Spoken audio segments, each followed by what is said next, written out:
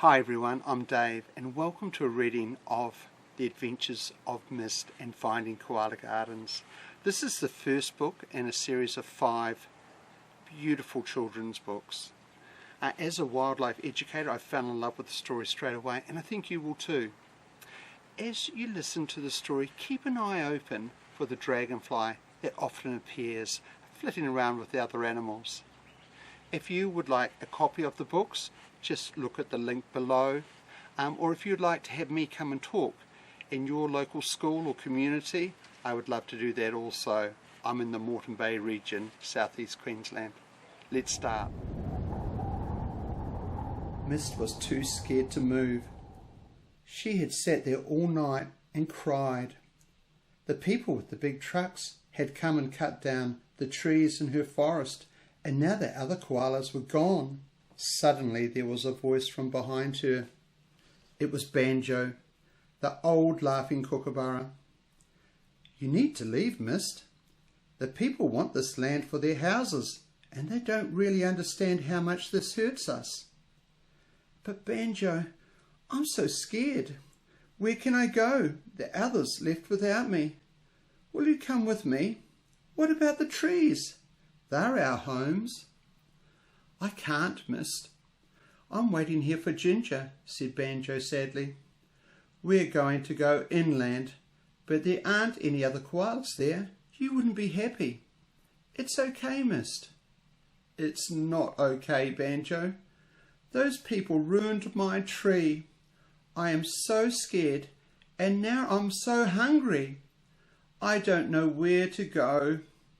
"You're right, Mist. It's not okay. But the humans never think how these things make us feel. This is happening all over Australia, Mist. All over the world, actually. Someone needs to save our trees."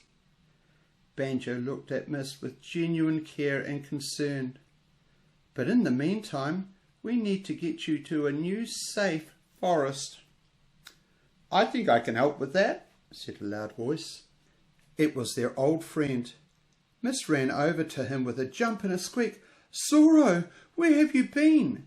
Have you seen what they did to our forest?" "I did. And I tried to get here to warn all of you, but I guess I was too late." "What can we do, Zorro? Where can we go?" Panic was in Mist's voice. Just then Ginger swooped down and landed on a stump. She was a younger kookaburra. "Are you ready to go, you stubborn old bird?" She winked. "I guess so, but I'm just so worried about where Mist and Zorro will go." Ginger looked over at Zorro and pushed him with her soft wing. "Zorro, didn't you tell them?" "I haven't had a chance, Ginger. I only just got here before you." Zorro padded over to where Mist was standing. "There is this garden in Takarumba. I think it's magical.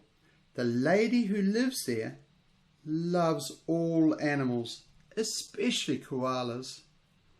Mist's eyes grew big as Zorro described the garden. "It has so many trees, lots of gum trees, and the best part is that no one can ever cut them down." Banjo looked a little confused. "You mean no one can ever cut the trees down, ever?" "Nope, never," Ginger chimed in. "The lady has a special protection.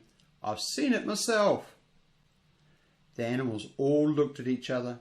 They had never heard of such a place where all the precious trees they needed for food and shelter could never be cut down. Surely Zorro and Ginger were mistaken. "And you know how to get there, Zorro?" Mist was unsure. "I do. And the best part is, a lot of the other koalas and animals live there too. Do you want to go, Banjo? I'm sure there's plenty of room for 2 small birds like us." Banjo looked at his friends. He didn't want to let them down, plus the idea of a magical garden was tempting. "Okay, let's go, Ginger. I have to see this place with my own 2 eyes." The animals were so happy they could stay together, and everyone knows that in Australian bush 4 heads are better than 1. "How far is it from here, Zorro?" If we leave now, we should make it before dark.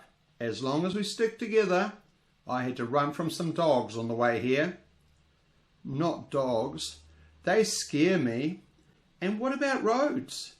"Don't worry, Mist. I have a plan. Ginger will fly ahead and call out to us if she spots danger." Ginger nodded and threw her head back and laughed in a way that sounded like music and laughter mixed together. "That's perfect, Ginger. Banjo, you stick with us. Then you can keep Miss company while I make sure the way is clear on the ground." Banjo nodded and stepped closer to Mist. He knew she was nervous to leave her home. "Are we all ready then?" They all nodded. "Okay, Zorro, lead the way." Zorro started out while Ginger took to the sky. Mist told herself change would be good, but she was still sad. The three walked in silence for a little while as Ginger flew above them, circling backwards and forth. Soon they heard a call, and she stopped down in front of them. "There's a road up ahead. I don't know what we should do," Ginger flapped. Zorro looked up and down the road when they heard a new voice behind them. "Hello, g'day, it's a beautiful day. Hello, g'day, won't you come out to play?" "Who said that?" Miss turned around fast. "I did." A butcher bird stood behind them. "And who are you?" Banjo asked. "Name's Jackson, and if you want to cross the road, you better make sure there aren't any cars and you do it fast." He broke out in song again. "I sing my song and I fly along." "Why do you keep singing?" Zorro asked. "Because I like to." "I think it's pretty." Miss blushed shyly as she greeted Jackson. "My name is Mist. Nice to meet you."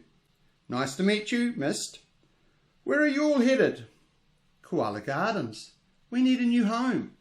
"Well, Koala Gardens will make a fine home. Yes, indeed." Jackson winked. "You're headed in the right direction. Just cross the road and over that hill. You can't miss it. But watch for cars. Some of these humans drive too fast, and they don't watch for little koalas." He turned on one foot and took to the air. "Hello, g'day, it's a beautiful day." Mist waved one quick wave goodbye and he was gone. "Well, he was nice. I hope we see him again." As Jackson disappeared, Ginger called out, "No cars in sight. It's safe to cross, but make it quick." "Wow! That was close." Jackson was right, Zorro exclaimed. "We need to get the word out there that people need to slow down." Mist sounded hopeful, and they all agreed it was a good idea. "If we want to make it before dark, we'd better hurry up," Ginger warned. "There are houses on the other side of this field." Mist was confused. "What's so wrong about houses?" "Where there are houses, there are dogs," Banjo shuddered. Mist had never seen a dog. She had heard about them, but didn't know what they looked like. "Dogs aren't always bad, Mist," Zorro spoke up. "Just some get excited and want to chase us. They can play rough, and you don't want to get hurt." "What do we do if we see one?" "Climb up the nearest tree. It's another reason we need trees." They slowly made their way across the big field. But Mist just had to sit down. She was too tired and scared. Koalas aren't made for walking on the ground. "Come on, Mist. I think we're almost there," encouraged Ginger as she circled overhead. "Hey, it looks like we might make a new friend." They approached the edge of some tall, thick grass. "Hi, you there? I'm Zorro. Do you happen to know if we're close to Koala Gardens?" "Oh, hi there."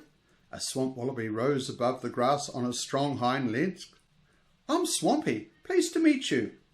Did you say you were headed to Koala Gardens?" "Yes, we are," Miss said happily. "Do you know of it? Are we close?" "Oh, you are so close you can almost feel it," he winked. "Just keep going straight and you'll see a billabong. It's on the other side of that." The friends celebrated. It had been such a long journey, especially for koalas. Usually they have had slept for most of the day. Do you mind if I tag along? I spend a lot of time there.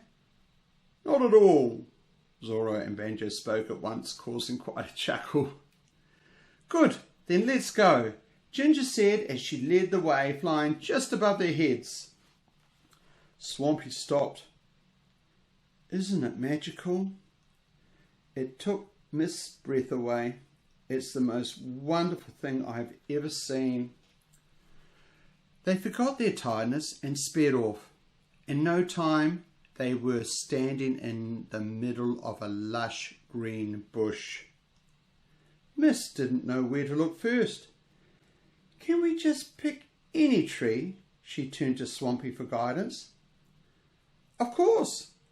And the lady welcomes all animal friends to stay as long as they need to. She loves us all. Swampy beamed with pride to share the garden with his new friends. Mist went over to a large Anglophophora tree. This looks perfect for me, she said as she climbed right up, finally feeling safe in the thick canopy of leaves. And that one looks good for you, Zorro. But he was already up a swamp mahogany. Banjo and Ginger settled into a forest red gum close by. I think I'm going to like it here, yawned Mist. Love it even. Thank you, Swampy. Don't thank me, Mist, Swampy said. Thank the lady who takes care of this land. You'll see her tomorrow, I'm sure. But the friends were already asleep, snug in their trees, safe at last in Koala Gardens.